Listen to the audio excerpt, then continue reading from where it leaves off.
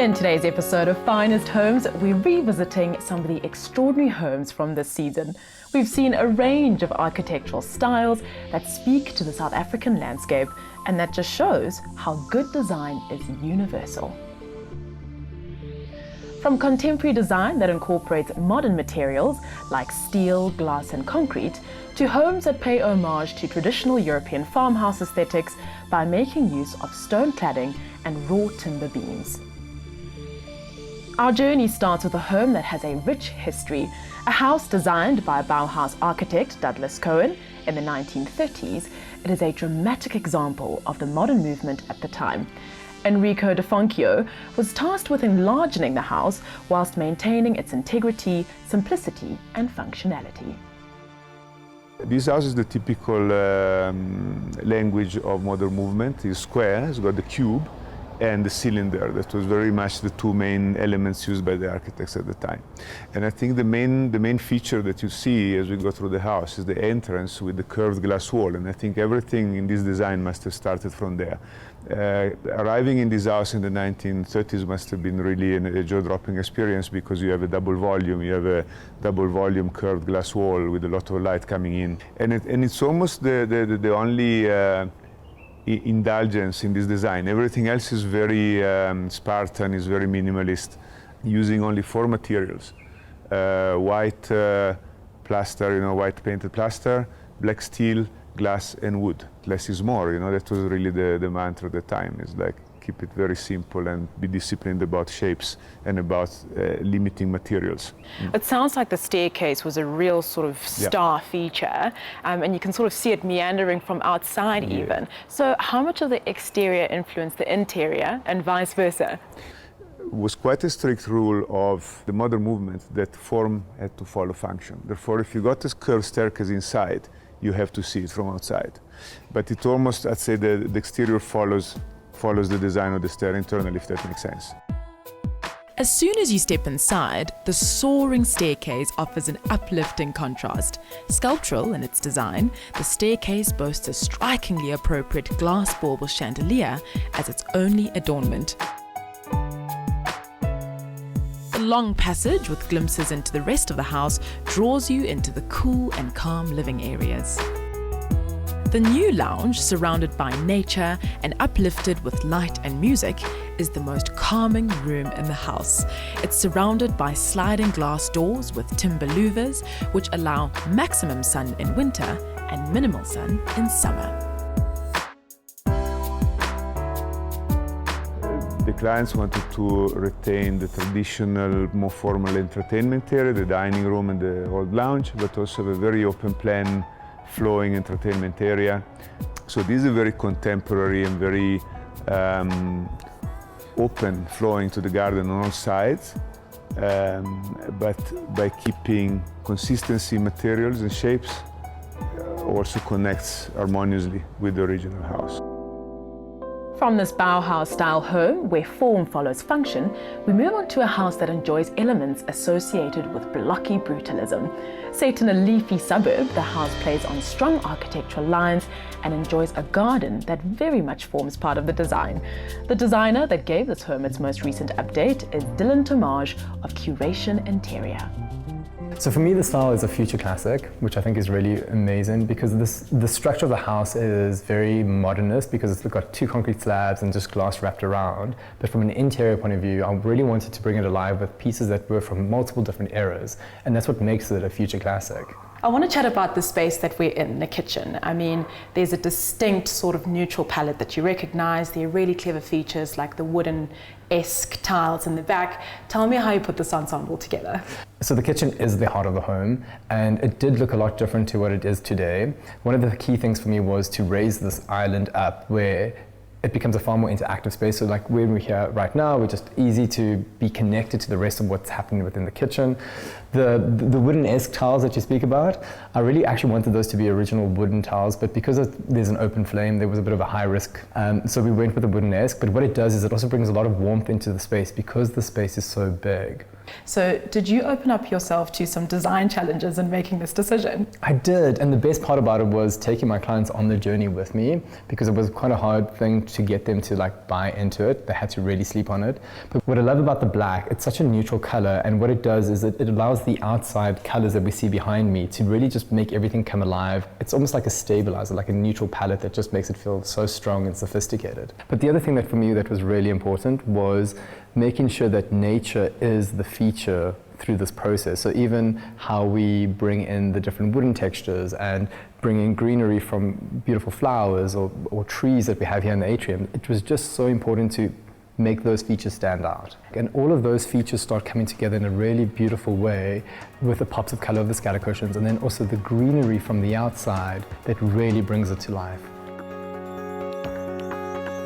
Stay with us, as after the break we look at barn-style architecture that has become a firm favourite in South Africa.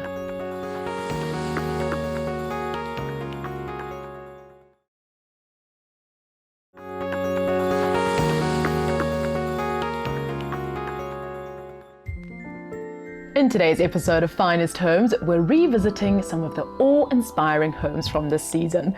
One of the architectural design styles that has become an evident favourite in South Africa is the traditional barn style.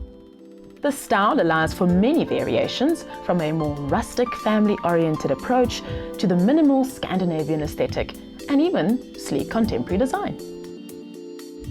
The first home that pays homage to classic barn-style architecture belongs to Adrian and Daniela Morris, a couple who runs their own bespoke architecture studio. They design with a respect to the past and an eye on the future, creating homes that resemble sophistication and ease. So both Daniela and I have a deep love for old buildings, especially churches and factories and barns. So what we try to do with the house is to really kind of create this simple, honest building. And we, in terms of the interior design, we brought a lot of the structural elements into the house and expressed them. So, like, you know, the big kind of raw brick chimney fireplace, which goes all the way through the roof, the big steel I-beams that kind of hold up the structure, and kind of linked to that is like the types of old buildings we also really love as ones that are repurposed. I think part of the style we try to create with these I-beams and the exposed brick is that it was almost like a found building that we repurposed. Barn, you know, like an old-fashioned barn that we gutted and refitted to a home. Creating it as if it were an old barn that was completely stripped, the bottom floor layout of the home is a wonderfully inviting open space, flooded with natural light.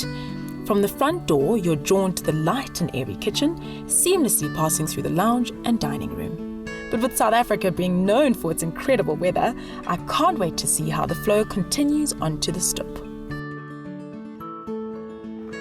Wow, I must say, I really love how the interior sort of spills out into the exterior and overlooks this beautiful farmland. Thanks. I mean, one of the primary reasons we bought the property was exactly because of the view. So when we came to view it for the first time, this area was completely overgrown, and I walked up to the back of the stand and it kind of opened up to this view where you just see the tree line into the next valley to the horizon. So we kind of took that as the premise why we bought the place, and we've designed the whole ground floor experience around opening out onto this view. So, you know, the lounge and the dining all opens up onto this big patio, and this whole building on the front is designed as this like little modern pavilion which lives out onto the view and onto the garden. And one of the things I always try and do with homes, especially where you have like outdoor living spaces leading onto the garden, is not just to go onto the garden but to create these kind of layered outdoor rooms. So the site has quite a steep slope to it, so it rises about 10 meters from the road to the back of the property. So we leveled out this whole area that it creates this really soft like landing from the inside of the house to the outside. And then there's these big retaining walls which dip down to what we're starting to develop as this like our own park, I suppose you can call it. We've planted like a line of trees, and in time that'll develop into this like little secret park. So for us, it's just like on the inside of the house, how we've created these different layers of experiences and spaces, and we've kind of carried that through to the outside. We're trying to do the same with the garden and enjoying having fun with developing the house. So it's nice to kind of be able to play with these spaces. From a more laid-back, family-oriented home to a barn-style home that speaks to the clean lines of Scandinavian design. Designed by architect Carlo Swart of Drawbox Design Studio, it is a home that speaks to the versatility of classic design. I think everything's appropriate. You know, the steel used was structurally, it's not used decoratively. The timber used has a function in the sense of providing good insulation from the north facade, and also structurally it reads as a light element that sits on top of the base of the building, which is then made of brick, which sort of grounds the building itself. But with the interior, you get a really light and airy feel. And I suppose this is all in the name of layout. So in terms of the layout, the client's request was to have something that's structurally bold and honest, but not cold, to be homely. Because of the client's specific family's arrangements and how they live, everything wants to happen around the kitchen because they spend so much time cooking. So the TV lounge, the dining area, the stoop area, everything sort of happens radially around the kitchen. And these spaces are then again distinguished by different volumes. You'll note the area where we're in is a higher volume, which sort of accentuates your view out towards the green belt. Yeah, I'm glad you mentioned the green belt and the stoop, because when you look out, it sort of gives you an idea of the placement of the building. Yes, did you face any challenges? Wow, yeah, we did. This site is fantastic. It was such a privilege to work in it. You'll see from the back to the front, it falls almost 6 meters. So the nice thing about that is it was a challenge to engage with this greenbelt area, but to still maintain sort of a flat platform where the kids can play. So, you kind of had these two wonderful elements, and to merge them was really the key, so that you can have the best of both worlds. So this home speaks to the Scandinavian style, but how does that translate into the architectural design? The Scandinavian design is obviously a phenomenal sort of style, if you can call it that, but I think the approach to design is really something that's simple, honest to materials, and to try and take out as much kind of the decorative out of it, and focus on the minimal honesty of what it is that they actually do. So the house tries to achieve that, expressly by having the timber, the timber box, sort of the top sitting on top of this base, separating the elements, and the timber also, relates a little bit back to the Scandinavian idea. They use a lot of wood in their design, and that was something that appealed to the client, which we integrated. Yes. The selection of materials also assisted to bridge the gap between clean lines and a sense of homeliness, with the use of timber and dark colours in certain key areas, assisting to create a warmer interior. If you look at the exterior of the home, you get the impression that the first floor structure is one box placed on top of another, simply laid as a loose element on top of the ground floor.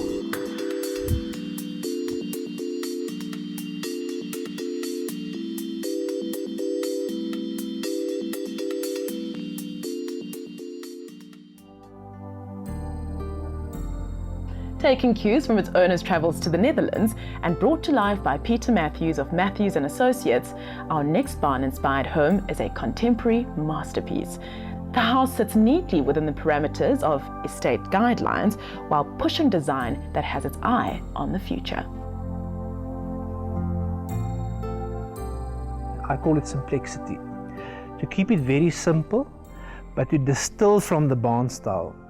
So it's very difficult to achieve that, because you have to hide all services and you have to hide everything and make it very simple. But it was very important to make this facade sculptural and very understated. And I did research to look at other barn styles. And ironically, the owner travels a lot and he loves the Netherlands and the Dutch aesthetic, which is sort of this cultural resemblance. And then we came across the more distilled Flemish barn style. So that's where we took our cues from. It's from the Flemish, but the distilled South African agricultural vernacular barn style. So we actually took it a step further. Well, simply speaking, we're virtually swimming in wooden cladding. However, every single material really holds its own, architecturally speaking. Well, I believe in using honesty of material. If it's wood, you must show it's wood. If it's concrete, you must show it's concrete.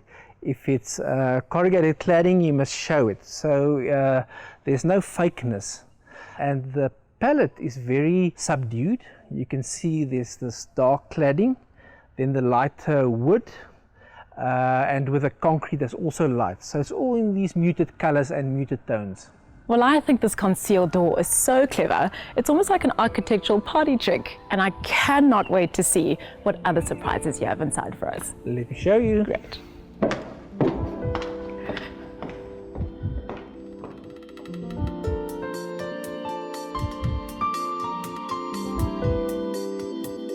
Stepping through the front door, one is immediately impressed with the sense that less is all that you need. The clean-lined interior and pared-back materials graciously invite the outside in, and with the house aimed towards the greenbelt that resides next door, you could be forgiven for thinking you were somewhere in the bushveld. Peter, there's a really nice transition happening here from the exterior into the interior that really feels like a private sanctuary. Well, the transition from inside to outside, there's a trick involved there, and we call it in architecture feathering. So we soften the light as you go through from the inside to the outside. It's almost like an aperture in a camera. So you can see these slats, and so you're not inside and you're not outside. So it's a sort of in-between space. And I think that's the success of this device we use, what we call feathering. Well, this home is certainly modern. How do you ensure that you achieve that homely feel? Human scale is very important, because a lot of people think if you've got money, let's build a massive living room, and then you feel it's cold, the acoustic properties are bad, so there's a lot of negativity, and it does not relate to the human scale. So I say for me, the most important factor is to work with the human scale in any design, because then you feel comfortable, you feel safe, you feel at home, and you can relate to space. Because there's also a theory that says if you raise the ceiling slightly, you get a cathedral effect, it's more creative. And if you bring the ceilings lower, it's more, you concentrate more on the fire and conversation. I mean, think of if you're going to a restaurant. So that's the two effects that we used to play with in this house.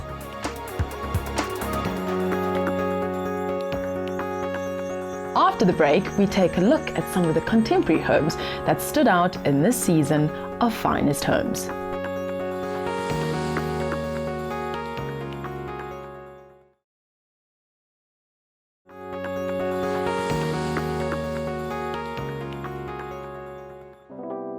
In today's episode of Finest Homes, we're revisiting some of the truly eye-catching properties featured in this season.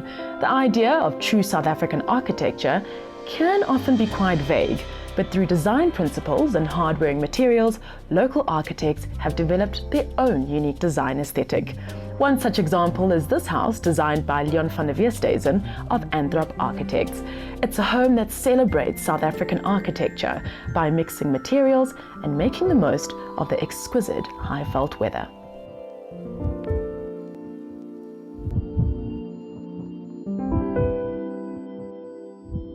So Leon, we've barely seen the rest of the home, and already you can see multiple facets that make this a Finest home. Can you talk to us about some of the exterior elements and perhaps what was included in the brief? The brief called for, a typical South African home with natural finishes, hence, you see things like the off-shutter concrete, exposed face brick. And another key element was that the client asked for a single-story dwelling on a slopey site, so it called for some specific design solutions to resolve that. But I think in this instance, with the client also being a car enthusiast, it just led me to this idea of the garages down below and sort of the rest of the house on top of that, and that sort of eased out or leveled out the design. So we designed the garages to be your first point of contact, and that sort of elevated the rest of the house to go on top, and then you'll see now it created this very nice opportunity to create this very dramatic entrance where you sort of walk underneath the house and then up into this double volume courtyard entrance space.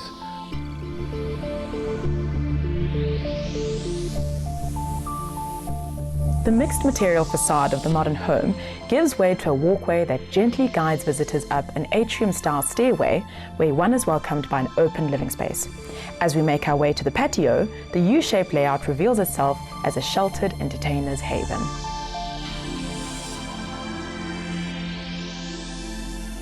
Wow, Jan, that is one awesome entrance, and I love the way you navigate your way up and into this beautiful space. Yeah, I think it was basically a result of, the planning with a single sort of courtyard level and all the living spaces living out into this courtyard. And that, the fact that it's on one level, created that void for us to sort of come in. Yeah, and I guess the drama, it's good to have a bit of drama when you arrive. Art in and around the home is often the silent hero to elevating a space. One such example is a home where the team at Kim H. New introduced an eclectic design scheme to complement the owner's growing art collection.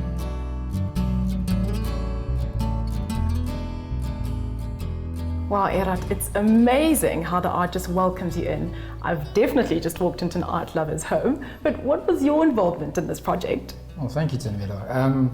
Well, I was the interior designer who was privileged enough to actually help create this beautiful space. So it's a once-in-a-lifetime space that I managed to work on. I'm very proud of it. The house was designed to be a bit of a surprise factor when you walk through the front door. And it seems deceivingly small, but we've got multiple levels that actually helped us to fit a massive house onto what is a smaller stand. And when we go downstairs, you'll see there's quite a surprise of an open living area downstairs. Well, wait no more. I can't wait to see it. Shall we hit it? Absolutely. In a house that could easily be cold and clinical due to the contemporary architecture, there is a sense of warmth brought forward by the wooden floors and vibrant colours that greet you as you make your way through the house. So we've got this fantastic flow running from the kitchen through to the dining room, to the lounge, to the outside patio. And we're almost stepping it down in tiers so that we never ever obscure the outside of the beautiful art in the garden, and just draws you out that way. This truly is a home that caters for a large and social family. The generous outdoor entertainment area is effortlessly integrated with nature, all the while complemented by structural cycads and sculptural artworks. Art was a central part of the brief and the home and the client's lifestyle. And we had to find a way of actually emphasizing that while blending it in at the same time. So we chose the opposite color to what you usually see in a gallery, which is all white. We opted for a dark charcoal because it actually kind of just fades in and creates this infinity feel, putting the focus on the art on every single wall. We also couldn't put too much color in on the walls because, well, the art, as you can see, is very colorful. So we had to keep it natural, yet complementing to what is the main focus in this home. That's it for this season. Thank you for joining us every week and appreciating the best of local design.